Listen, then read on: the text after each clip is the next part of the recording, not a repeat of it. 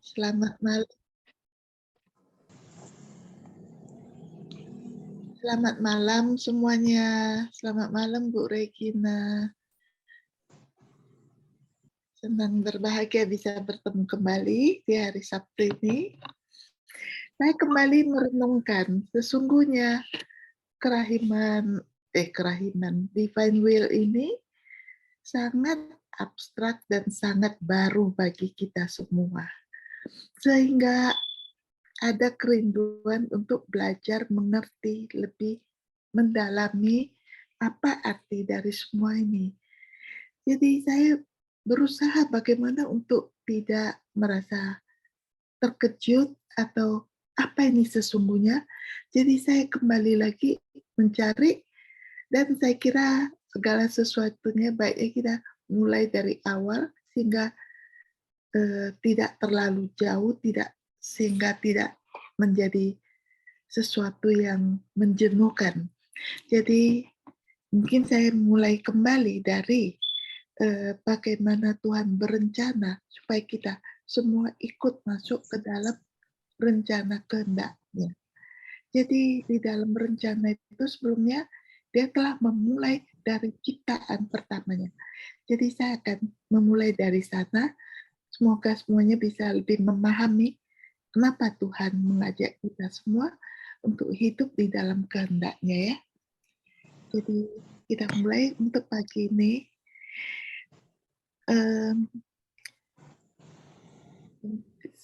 Berupa setetes di laut besar dari kehendak ilahi. Jadi semua orang sangat akrab dengan adegan dari Tuhan kita, Yesus Kristus yang wafat di kayu salib untuk kita. Kita semua tahu ya, dan kita memahaminya. Tetapi ada sesuatu yang Yesus ungkapkan kepada seorang wanita kecil Italia, Luisa Picaretta, tentang pemandangan ini yang tidak diketahui sebelumnya. Dua orang dalam gambar ini hidup dalam kehendak ilahi. Kedua orang ini adalah Yesus dan Bunda Maria. Tidak ada orang lain di seluruh dunia saat ini yang hidup dalam kehendak ilahi, hanya Yesus dan Maria. Yesus hidup dalam kehendak ilahi karena Dia adalah Allah. Kehendak ilahi adalah esensi Tuhan. Jadi Yesus adalah kehendak ilahi menurut sifatnya. Maria hidup dalam kehendak ilahi oleh kasih karunia sebuah anugerah. Mengapa tidak ada orang lain yang hidup dalam kehendak ilahi? Kita harus kembali kepada Adam dan Hawa untuk melihat apa yang terjadi dalam kejatuhan besar mereka ketika Adam dan Hawa melakukan dosa asal. Di Taman Eden, semuanya hidup dalam kehendak ilahi. Semua hewan, tumbuhan, semuanya termasuk Adam dan Hawa ambil bagian tersebut. Setiap langkah, setiap senyuman, setiap kata adalah dengan menggunakan kehendak Tuhan, bukan kehendak manusia mereka sendiri. Mereka masih memiliki kehendak manusia, tetapi mereka menggabungkannya dengan kehendak ilahi. Karena mereka melakukan segalanya dalam kehendak ilahi. semua tindakan, kata-kata, pikiran mereka adalah ilahi. Sempurna dalam segala hal dan tidak terbatas, sama seperti Tuhan.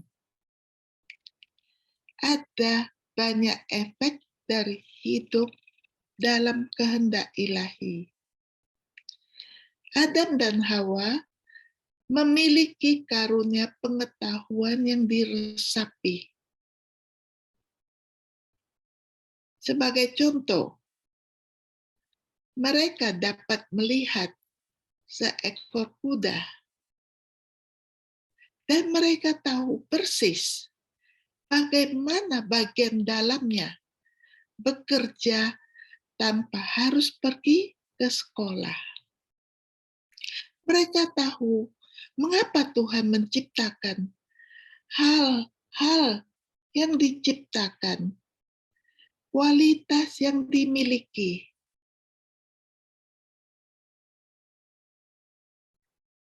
Dan bagaimana menggunakannya. Adam dan Hawa juga memiliki karunia kekebalan. Ini berarti mereka tidak pernah mengalami rasa sakit, kelaparan, ketidakbahagiaan, atau hal-hal lain tersebut. Mereka hanya tahu kebahagiaan yang utuh. Adam dan Hawa abadi. Mereka tidak menjadi tua. Sebenarnya, semua yang mereka lakukan memberi mereka lebih banyak kehidupan. Karena ini semua adalah tindakan ilahi. Adam dan Hawa memiliki integritas ilahi. Semuanya dalam urutan dan harmoni yang sempurna di dalam kepala mereka. Mereka tidak pernah berpikir, menginginkan, atau melakukan sesuatu yang tidak baik dari Tuhan. Adam dan Hawa mendominasi ciptaan. Semua hewan, udara, tumbuhan, bumi, semua mematuhi Adam dan Hawa. Adam dan Hawa berbeda dari hewan, tumbuhan, angin, air, dan semua hal lainnya di taman dalam hal yang penting. Tumbuhan, hewan, dan hal-hal lain tidak memiliki kehendak sendiri. Hal-hal ini hanya dapat beroperasi dalam kehendak ilahi. Mereka tidak punya pilihan. Di sisi lain, Adam dan Hawa diciptakan oleh Tuhan dengan kehendak manusia selain memiliki kehendak ilahi. Tetapi pada titik ini, mereka hanya menggunakan kehendak ilahi. Itu akan segera berubah. Apa yang terjadi adalah kejatuhan manusia yang agung. Tuhan telah memberi Adam dan Hawa karunia untuk hidup dalam kehendak ilahi. Mereka tidak melakukan apapun untuk pantas mendapatkannya. Tuhan selalu bermaksud untuk menguji mereka, untuk melihat apakah Dia, itu Tuhan, dapat mempercayakan mereka dengan hadiah dan semua efek yang datang dari hidup dalam kehendak ilahi. yaitu keinginan manusia. Jadi Tuhan menciptakan Adam dan Hawa, masih ada kehendak manusia dalam diri mereka, tapi satu dengan kehendak ilahi. Sehingga di saat itu Tuhan hanya ingin melihat bagaimana mereka bisa melalui pencobaan tersebut. Adam dan Hawa gagal dalam ujian mereka. Tidak mentaati Tuhan dengan memakan pohon pengetahuan baik dan jahat. Mereka telah menggunakan kehendak Tuhan untuk melakukan segalanya. Berjalan, berbicara, makan, tidur, semuanya. Sekarang mereka menggunakan kehendak manusia mereka sendiri untuk pertama kalinya di luar kerajaan kehendak ilahi. Jadi Tuhan mengambil karunia hidup dalam kehendak ilahi dan mereka dan keturunan mereka. Kehendak ilahi masih ada di dalam mereka karena kehendak ilahi ada di mana-mana. Tetapi kehendak manusia, Adam dan Hawa, dibiarkan sendiri untuk menghidupkan aktivitas mereka. Ini adalah kerugian besar, karena kehendak mereka tidak dibuat oleh Tuhan untuk beroperasi terpisah dari kehendak ilahi-Nya. Tanpa kehendak ilahi, kehendak manusia Adam dan Hawa lemah, tidak konstan, dan tidak teratur. Jadi kehendak ilahi hanya manusia yang akan menutup surga. Jadi kita semua diberi kesempatan untuk mengerti dan belajar kenapa ada terjadi doa yang diajarkan Yesus kepada kita. Saya lanjut ya. Sekarang dengan hilangnya karunia itu, Adam dan Hawa juga menderita kehilangan akibat-akibatnya. Mereka tidak lagi menikmati pengetahuan yang diberikan Tuhan. Mereka sekarang belajar apa artinya memiliki rasa sakit dan ketidakbahagiaan. Mereka mulai menjadi tua dan akan mati. Mereka sekarang bisa memikirkan pikiran buruk, menginginkan hal-hal buruk, dan melakukan tindakan buruk. Dan dengan lenyapnya cahaya kehendak ilahi dalam Adam dan Hawa, hewan-hewan tidak lagi berkerumun di sekitar mereka. Banyak makhluk melarikan diri, vegetasi tidak lagi bekerja sama dengan mereka. Bumi dan ciptaan masih beroperasi dalam kehendak ilahi. Adam dan Hawa tidak mampu lagi. Mereka sekarang bertentangan dengan penciptaan. Ini juga sulit bagi Tuhan. Seluruh tujuan penciptaan ditangguhkan. Dia tidak bisa lagi menikmati ciptaannya dan kesenangan-kesenangan polos yang dia miliki dengan Adam dan Hawa. Adam dan Hawa masih berumur panjang dan sangat cerdas. Namun, seiring berlalunya waktu sejak mereka tinggal di taman, dampak dari hidup dalam kehendak ilahi menjadi semakin berkurang bagi mereka. Anak-anak mereka dan anak-anak dari anak-anak mereka semua. Ini adalah kejatuhan manusia dari hidup dalam kehendak ilahi menjadi hidup dalam kehendak manusia.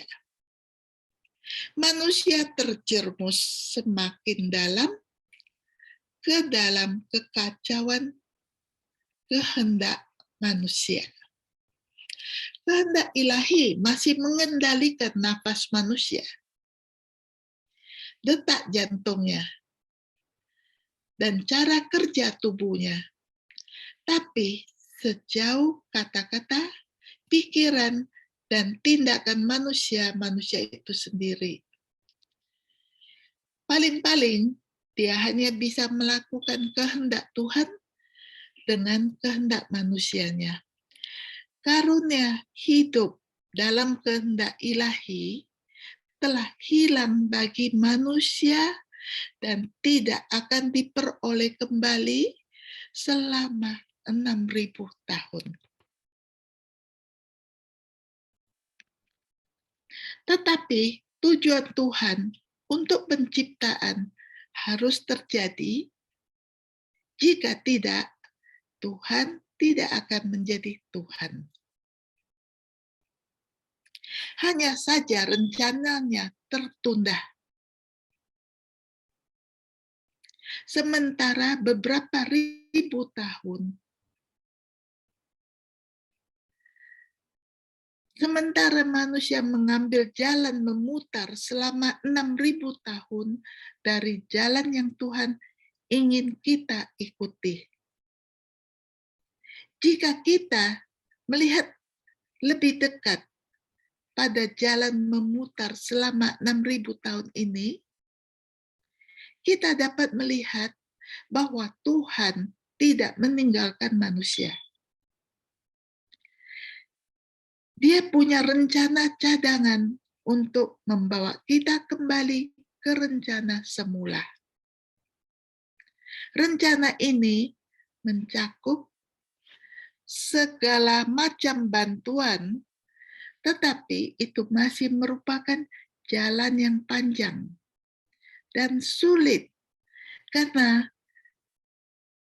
kami tidak lagi menggunakan kehendak ilahi dan setan memiliki segala macam trik menyedihkan untuk mengalihkan kita semua. Pertolongan terpenting yang Allah berikan kepada kita adalah dengan mengutus anaknya, putra tunggalnya, Yesus.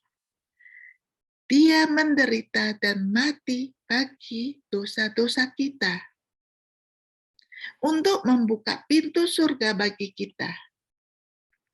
Kematiannya tidak mengembalikan karunia kehendak ilahi, tetapi membuka saluran rahmat bagi kita untuk mulai bekerja ke arah itu. Yang menyedihkan adalah bahwa itu adalah rencana awal Tuhan bahwa Yesus akan datang ke dunia di mana semua orang hidup bahagia dalam kehendak ilahi. Dia akan datang sebagai Raja kita yang mulia. Sebaliknya, dia harus datang dan mati dengan kematian yang mengerikan untuk menyelamatkan kita. Yesus masih akan datang ke dunia sebagai Raja kita yang mulia, tetapi ini juga telah ditunda sampai waktu yang ditentukan oleh Tuhan. Pertama, pemberian itu perlu diberikan kembali kepada kita, dan sekarang kita perlu menerima dan menjalaninya agar kehendak Tuhan terjadi di bumi seperti di surga.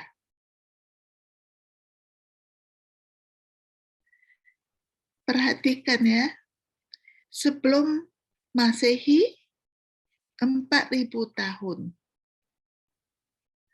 sampai Yesus lahir di tahun 0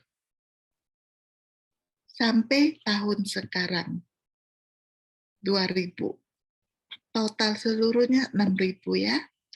Meskipun Yesus datang ke bumi ini dan dia meninggalkan kita dengan banyak hadiah untuk membantu kita di sepanjang jalan memutar ini, dunia tampaknya masih semakin gelap dan gelap. Setelah 2000 tahun dengan bantuan Roh Kudus, rahmat Ekaristi, dan sakramen-sakramen lainnya, kita tampaknya masih tenggelam semakin dalam ke dalam kekacauan kehendak manusia. Pikirkan tentang hal-hal yang terjadi di dunia saat ini, seperti aborsi, cloning, pembunuhan orang tua dan orang sakit, perang, homoseksualitas, perceraian, dan kejahatan. Itu membuat kita semua bertanya-tanya, apakah keadaan bisa menjadi lebih buruk? Namun, dalam 2000 tahun terakhir, gereja telah memperoleh pemahaman dari Tuhan.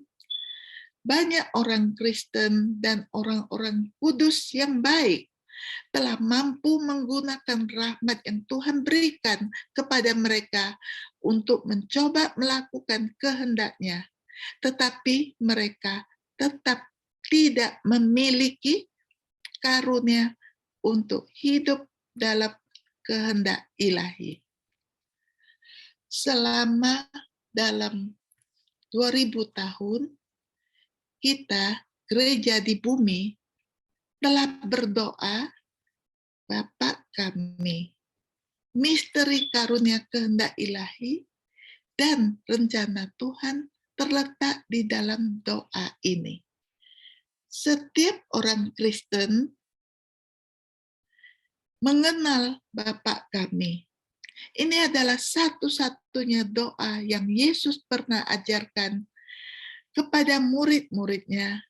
Fakta ini saja seharusnya membuat kita memperhatikan kata-katanya dengan cermat. Bapa kami yang di surga, dimuliakanlah namamu, datanglah kerajaanmu, jadilah kehendakmu di bumi seperti di surga.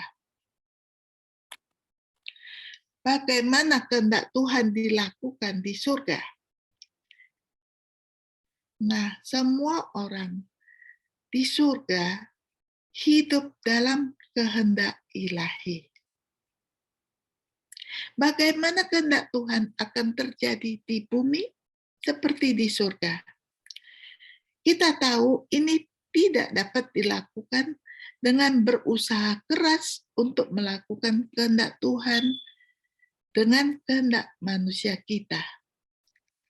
Paling-paling hanya sejumlah kecil orang suci yang bisa mendekati melakukan kehendak Tuhan. Tetapi jika kita semua membaca tentang orang-orang kudus ini, hidup mereka adalah perjuangan terus-menerus melawan kehendak manusia mereka. Tidak ada seorang pun di surga yang berjuang untuk melakukan kehendak Tuhan, dan semua orang hidup dalam. Tidak ada seorang pun di surga yang berjuang untuk melakukan kehendak Tuhan, dan semua orang hidup dalam kehendak Tuhan. Jadi, apakah Yesus hanya mengucapkan kata-kata itu untuk bersenang-senang? Apakah gereja telah berdoa selama 2000 tahun untuk sesuatu yang tidak akan pernah terjadi? Akankah kehendak Tuhan tidak pernah terjadi di bumi seperti di surga? Disinilah karunia hidup dalam kehendak Allah cocok dengan rencana Tuhan. Jika Yesus mengucapkan doa, kita semua tahu bahwa Bapa akan menjawabnya. Sekarang setelah 2000 tahun, gereja siap menerima karunia ini dan doa akan dijawab. Sebenarnya hadiah itu sudah diberikan kepada kita. Tuhan menggunakan Luisa Picareta untuk memberi kita hadiah tersebut. Kita hanya perlu menerimanya dan menjalaninya. Mari kita lihat bagaimana Tuhan melakukan sesuatu. Orang-orang Yahudi berdoa agar Mesias datang selama ratusan tahun. Akhirnya Tuhan memutuskan bahwa waktu yang tepat untuk doa akan dijawab dan Dia memilih seorang perawan kecil yang rendah hati di Nazaret, yaitu Maria, untuk memberikan hadiah Mesias kepada kita semua, bayi Yesus. Lebih dari 100 tahun yang lalu, Tuhan menjawab doa dalam Bapa kami. Ketika Yesus menampakkan diri kepada seorang gadis kecil Itali yang rendah hati, Luisa, dan memberinya karunia untuk hidup dalam kehendak ilahi. Dengan hadiah ini, untuk Luisa, dia juga memberikannya kepada kita semua. Yesus menampakkan diri kepada Luisa ribuan kali dan mencurahkan rahmat kepadanya. Dia mengosongkannya dari segalanya, membuatnya memahami kejahatan besar dari kehendak manusia, dan ketika dia menolak kehendak manusianya, dia memberinya hadiah untuk hidup dalam kehendak ilahi. Selama lebih dari 64 tahun, Yesus menampakkan diri kepada Luisa. Dia hidup di tempat tidur sepanjang waktu. Selama bertahun-tahun dia hampir tidak makan, dia hanya menerima sakramen Maha Kudus. Dan meskipun dia hanya menghadiri tahun pertama dan kedua di sekolah, Yesus membuatnya menulis dan menulis tentang kehendak ilahi. Luisa hidup sampai usia 80 tahun lebih dan menulis 36 kolom. Yesus memberinya nama untuk kolom tersebut Kitab Surga, yaitu penarikan makhluk untuk urutan ke tempatnya, ketatanan, dan untuk tujuan yang diciptakan oleh Tuhan. Sekarang setelah Tuhan memberi Luisa hadiah, Yesus mengajarinya keindahan, kekuatan, efek, nilai, dan cara dia harus hidup dalam kehendak ilahi. Tidak menyenangkan bagi Luisa untuk menulis tentang percakapan yang sangat pribadi dengan Yesus, tetapi Yesus membuatnya untuk menuliskan percakapan tersebut untuk kita semua. Jadi, kita telah ikut belajar beberapa kali melalui beberapa pengajaran yang udah agak lebih mendalam. Hari ini saya sengaja memulai kembali supaya mengerti kenapa Tuhan menginginkan kita belajar ini semua. Sehingga itulah cerita ringkas sedikit mengenai bagaimana kita memulai, dan kita akan lanjutkan kembali dengan pengajaran-pengajaran berikutnya sebelumnya. Kalau tidak, saya berpikir mungkin banyak yang akan bertanya, kenapa, dari mana ini kita memulainya. Jadi, bila sudah waktu saya berhenti, kalau enggak, saya akan lanjutkan lagi sedikit ini.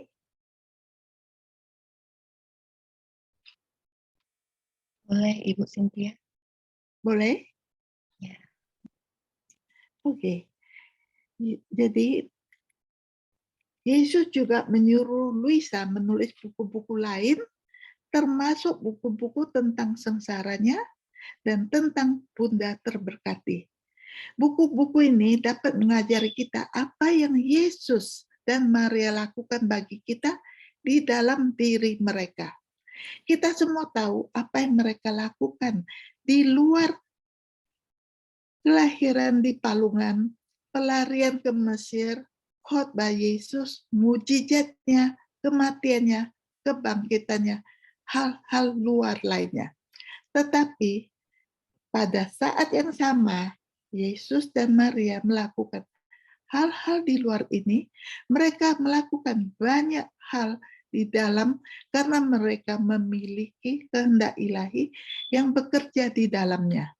Jika kita pelajari apa yang mereka lakukan di dalam kehendak ilahi, kita juga bisa melakukannya. Jadi buku-buku ini adalah bagian penting dari hadiah untuk kita semua.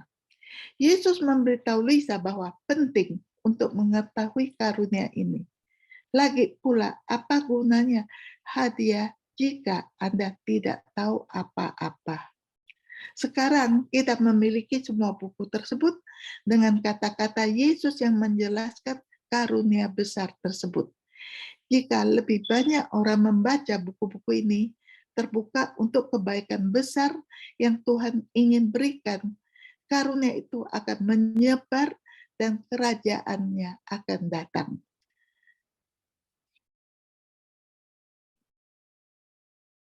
Jadi 3 pilihan yang bisa kita buat di dunia ini, melakukan kehendak ilahi, melakukan kehendak manusia, atau hidup dalam kehendak ilahi. Jadi sebenarnya kita telah memiliki 2 pilihan, yaitu melakukan kehendak Tuhan dan melakukan kehendak manusia sendiri. Tetapi sekarang kita harus memiliki pilihan yang ketiga, yaitu hidup dalam kehendak Tuhan. Penting untuk memahami perbedaan di antara ketiga pilihan ini. Saya bacakan ini sedikit supaya bisa lebih mengerti ya. Anak laki-laki ini mencoba melakukan kehendak Tuhan, tetapi tidak memiliki karunia untuk hidup dalam kehendak Tuhan. Kehendak Tuhan masih ada di dalam dirinya, karena kehendak Tuhan ada di mana-mana. Tetapi kehendak manusianya sendiri yang menjiwai semua yang dia lakukan. Salah satu aktivitas kehendak manusianya adalah mencoba memutuskan apa kehendak Tuhan itu dan melaksanakannya. Tentu saja dia melakukan ini dengan tidak sempurna dan dengan susah payah karena kehendak manusianya tidak diciptakan untuk beroperasi secara terpisah dari kehendak Allah. Seringkali dia bertanya-tanya, apa yang Tuhan ingin dia lakukan dalam situasi yang berbeda. Dan ketika dia berpikir, dia tahu, dia sering melakukannya, berjuang untuk melaksanakannya. Tuhan menerima sangat sedikit kemuliaan dari kegiatannya. Yang kedua, gadis ini melakukan kehendaknya sendiri. Dia masih memiliki kehendak ilahi dalam dirinya karena kehendak ilahi ada di semua ciptaan. Tetapi dia memiliki sedikit minat pada Tuhan atau kehendaknya. Dia lebih peduli dengan urusannya sendiri, kehendak manusianya, menjiwai semua yang dia lakukan, bahkan jika itu bertentangan dengan kehendak Tuhan. Tuhan tidak menerima kemuliaan. Sebaliknya, Tuhan tersinggung dengan kegiatan gadis ini.